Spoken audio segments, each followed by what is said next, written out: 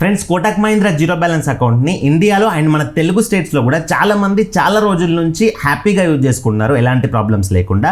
నేను ఈ అకౌంట్లో విన్న ఒకే ఒక ప్రాబ్లం ఏంటి అని అంటే, అకౌంట్ అనేది కొంతమందికి ఫ్రీజ్ అవుతుంది అని కమెంట్స్లో చూసిన. సో ఎందుకు అకౌంట్ ఫ్రీజ్ అవుతుంది, అకౌంట్ ఫ్రీజ్ కాకుండా ఉండాలంటే ఎట్లా అకౌంట్ని వాడుకోవాలనేది ఈ వీడియోలో నేను ఒక క్లారిటీ అనేది ఇస్తా. So coming to the point, ఈ కోటక్ మహీంద్రా 811 అకౌంట్ అనేది కంప్లీట్లీ జీరో బ్యాలెన్స్ అకౌంట్. ఇందులో ఎట్లాంటి కండిషన్స్ లేవు, అంటే మంత్లీ మీరు ఇంత మినిమం బ్యాలెన్స్ మెయింటైన్ చేయాలని అట్లాంటి కండిషన్స్ అయితే లేదు.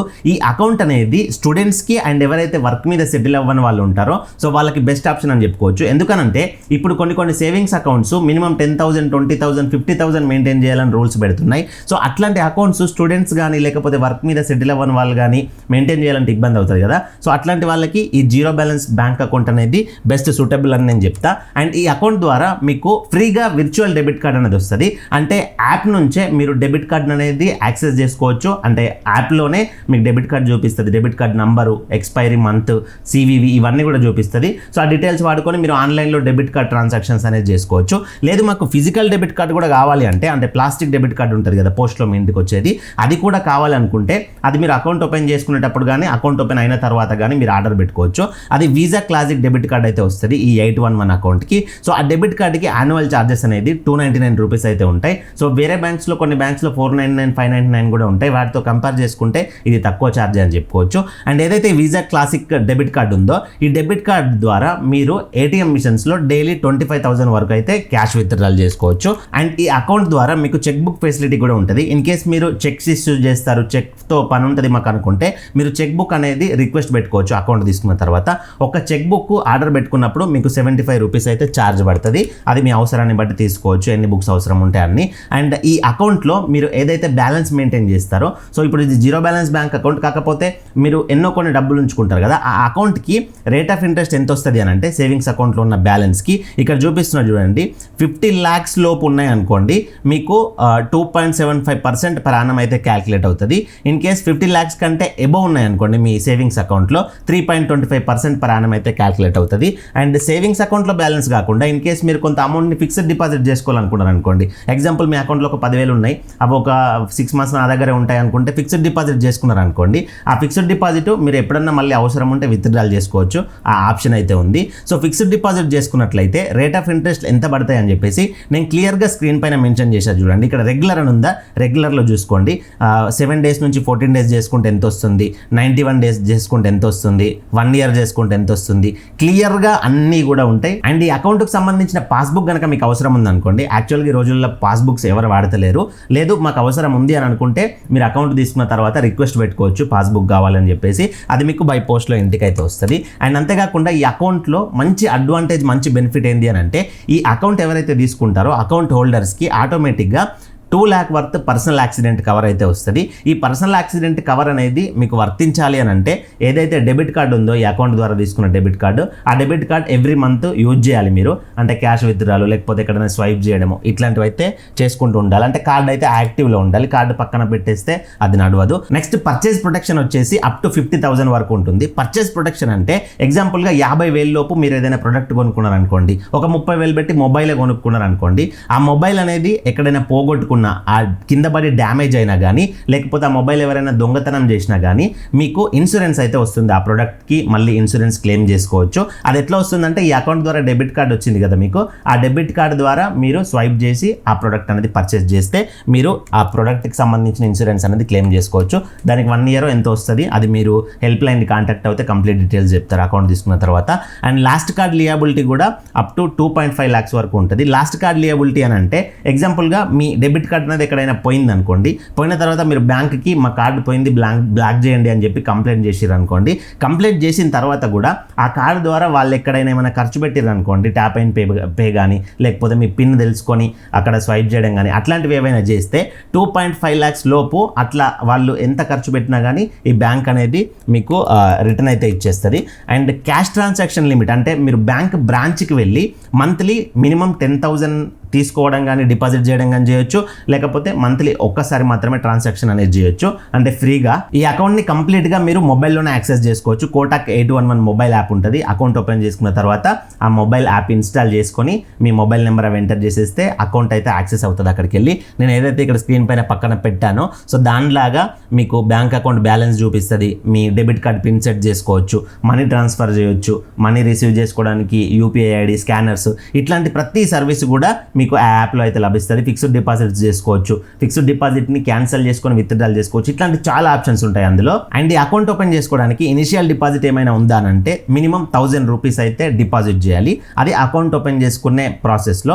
వన్స్ మీ అకౌంట్ అనేది ఓపెన్ అయిపోయిన తర్వాత మళ్ళీ మీరు అవసరం ఉంటే ఆ 1000 రూపీస్ అనేది విత్డ్రాల్ చేసుకోవచ్చు.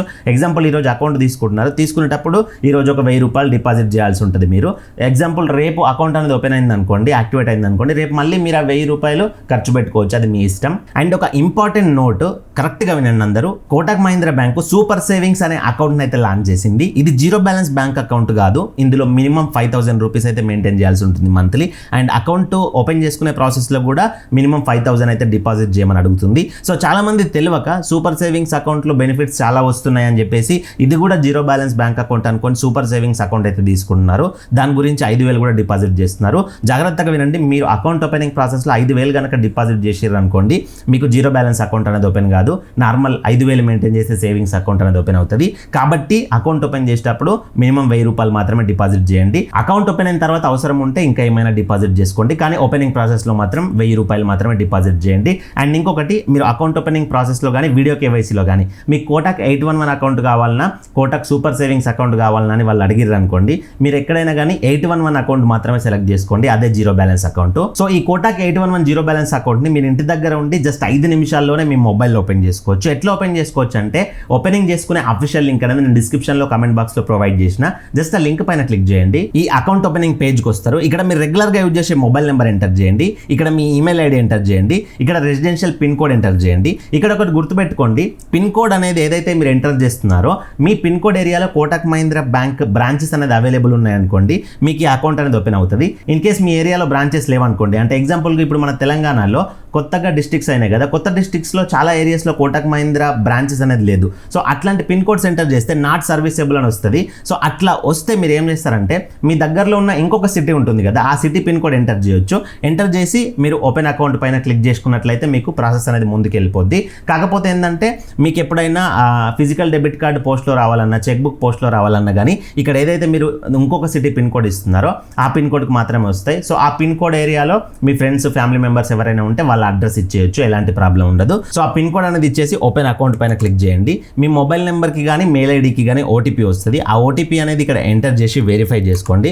తర్వాత మీ పాన్ కార్డ్ నెంబర్ అడుగుతుంది, పాన్ నెంబర్ ఎంటర్ చేయండి. తర్వాత ఆధార్ కార్డ్ నెంబర్ ఎంటర్ చేయండి. ఇక్కడ అగ్రీ బాక్స్ టిక్ చేసేసి ప్రొసీడ్ టు వెరిఫై పైన క్లిక్ చేసేయండి. ఇప్పుడు మీ ఆధార్ రిజిస్టర్డ్ మొబైల్ నెంబర్కి ఓటీపీ వస్తుంది మరొకసారి. ఆ ఓటీపీ అనేది ఇక్కడ ఎంటర్ చేసి వెరిఫై చేసుకోండి. తర్వాత మీ ఆధార్ కార్డులో ఉన్నట్లుగా మీ ఫోటో అయితే ఇక్కడ ఆటోమేటిక్గా చూపిస్తుంది. తర్వాత మీ ఫాదర్ నేమ్ ఎంటర్ చేయండి. తర్వాత మీరు ఏం వర్క్ చేస్తారో ఆ వర్క్ అనేది ఇక్కడ సెలెక్ట్ చేసుకోండి. స్టూడెంట్ అయితే స్టూడెంట్, సాలరీడ్ అయితే సాలరీడ్, సెల్ఫ్ ఎంప్లాయిడ్ అయితే సెల్ఫ్ ఎంప్లాయిడ్, ఏదైతే అది సెలెక్ట్ చేసుకోండి. తర్వాత మంత్లీ ఇన్కమ్ మీకు ఎంత వస్తుందో అంత ఎంటర్ చేయండి. స్టూడెంట్ అయితే ఎంతో కొంత ఇన్కమ్ అనేది ఎంటర్ చేయండి. తర్వాత మీకు సోర్స్ ఆఫ్ ఇన్కమ్ ఎక్కడి నుంచి వస్తుంది. ఇన్ కేస్ మీకు ఏదైనా బిజినెస్ ఉందనుకోండి, బిజినెస్ అని పెట్టుకోండి. సాలరీడ్ అయితే సాలరీడ్ అని పెట్టుకోండి. అగ్రికల్చర్ అయితే అగ్రికల్చర్ అని పెట్టుకోండి. అక్కడ చాలా ఆప్షన్స్ వస్తాయి, మీకు రిలేటెడ్గా ఉండే ఆప్షన్ సెలెక్ట్ చేసుకోండి. మ్యారిటల్ స్టేటస్ దగ్గర మీరు మ్యారీడా సింగిల్ ఏదైతే అది సెలెక్ట్ చేసుకోండి. తర్వాత మీ మదర్ నేమ్ ఎంటర్ చేయండి. మరొకసారి మీ మదర్ నేమ్ ఎంటర్ చేయండి. తర్వాత ప్రొసీడ్ పైన క్లిక్ చేసేయండి. ఇప్పుడు మీ ఆధార్ కార్డులో ఉన్నట్టు ఆటోమేటిక్గా అడ్రస్ అనేది ఫెచ్ చేసుకొని ఇక్కడ చూపిస్తుంది. అడ్రస్ అనేది కరెక్ట్గా ఉందా లేదా చూసుకోండి. అండ్ తర్వాత స్టెప్కి కంటిన్యూ పైన క్లిక్ చేయండి. ఇప్పుడు ప్రెజెంట్ మీరు ఎక్కడ ఉంటున్నారో అని అడుగుద్ది. అంటే ఇప్పుడు మీకు ఈ అకౌంట్కి సంబంధించిన డెబిట్ కార్డు పంపించాలన్నా కానీ, చెక్ బుక్ పంపించాలన్నా కానీ అడ్రస్ కావాలి కదా. ప్రెజెంట్ మీరు ఎక్కడ ఉంటున్నారని అడిగితే ఆధార్ అడ్రస్లోనే ఉంటున్నారు అనుకోండి, సేమ్ as కమ్యూనికేషన్ అడ్రస్ అని పెట్టండి. ఆధార్ కార్డులో ఉన్న అడ్రస్లోకి మీకు డెబిట్ కార్డు కానీ, చెక్ బుక్ కానీ ఇట్లాంటివి వస్తాయి. లేదు ఆధార్ కార్డులో మా ఇంటి అడ్రస్ ఉంది, ప్రెజెంట్ మేము వేరే దగ్గర ఉంటున్నాం అనుకున్నారు అనుకోండి, ఇప్పుడు మీరు ఎక్కడైతే ఉంటున్నారో ఆ అడ్రస్ అనేది కంప్లీట్గా ఇక్కడ ఎంటర్ చేసేయండి. ఎంటర్ చేసి ప్రొసీడ్ పైన క్లిక్ చేయండి. లేకపోతే నేను స్టార్టింగ్లో చెప్పినట్టు పిన్ కోడ్ అనేది వేరే సిటీది ఎంటర్ చేసారు అనుకోండి, ఆ పిన్ కోడ్లో మీ ఫ్రెండ్స్ అండ్ ఫ్యామిలీ మెంబర్స్ ఉంటారు కదా, సో వాళ్ళ ఇంటి నెంబరు, వాళ్ళ అడ్రస్, వాళ్ళ పిన్ కోడ్ అనేది ఎంటర్ చేసి ప్రొసీడ్ పైన క్లిక్ చేసి పెట్టుకోండి. మీకు ఫ్యూచర్లో ఎప్పుడైనా ప్లాస్టిక్ డెబిట్ కార్డు అవసరం ఉన్న, physical debit card, cheque book అవసరం ఉన్నా కానీ వాళ్ళ అడ్రస్ పోతాయి, మీరు అక్కడ నుంచి కలెక్ట్ చేసుకుంటే అయిపోతుంది తర్వాత. So next video KYC process అనేది ఉంటుంది. సో వీడియో కేవైసీ కోసం ఒరిజినల్ పాన్ కార్డ్ దగ్గర పెట్టుకోండి, ఒక పెన్ పేపర్ దగ్గర పెట్టుకోండి, బ్రైట్గా ఉన్న ఏరియాలో ఉండండి, మీ సెల్ఫీ తీసుకుంటారు కాబట్టి. సో వీడియో కేవైసీలో పెద్ద ఇబ్బంది పడాల్సిన అవసరం లేదు.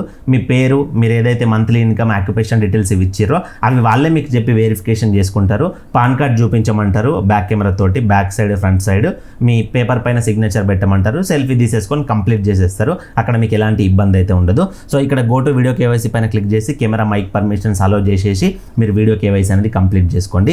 ఇది కంప్లీట్ అకౌంట్ ఓపెనింగ్ ప్రాసెస్. ఇందులో మీకు ఏమైనా డౌట్స్ ఉంటే కింద కమెంట్ చేయండి. అండ్ నా ఇన్స్టాగ్రామ్ లింక్ కూడా డిస్క్రిప్షన్లో కమెంట్ బాక్స్లో ప్రొవైడ్ చేస్తా. మీకు ఎక్కడైనా ప్రాబ్లం వస్తే ఆ ప్రాబ్లం గురించి నాకు ఇన్స్టాగ్రామ్లో మెసేజ్ పెట్టండి, నేను మీకు రిప్లై అయితే పెడతా. అండ్ 1000 రూపీస్ ఇనిషియల్ డిపాజిట్ అనేది కొంతమందికి వీడియో కేవైసీ ముందు చేయమంటది, కొంతమందికి వీడియో కేవైసీ తర్వాత చేయమంటది. సో ఆ 1000 రూపీస్ ఇనిషియల్ డిపాజిట్ అనేది మీకు ఎక్కడ అడిగినా కానీ డిపాజిట్ అనేది కంపల్సరీ చేసేయండి 1000 రూపీస్.